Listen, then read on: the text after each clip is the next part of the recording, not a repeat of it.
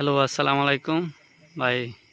বন্ধুরা কেমন আছেন? ভালো আছেন? আশা করি আপনারা ভালো আছেন। এটা হচ্ছে বগলা খালটে কোটাস, নাম হচ্ছে বিহুল দা। আর পাশে গেট করেছে আমাদের বড় ভাই দিগল পাক সেলিম ভাইকে, তাকে অসংখ্য ধন্যবাদ। যাই হোক, দুজনকে অসংখ্য ধন্যবাদ। কারিগর করেছে একজন ওই, আর কারিগর বাইকদেরকে বলি অসংখ্য ধন্যবাদ ভাই সালাম ভাই। অন্তরে ভালোবাসা দিয়ে দুটি গেট ধারণ করেছেন।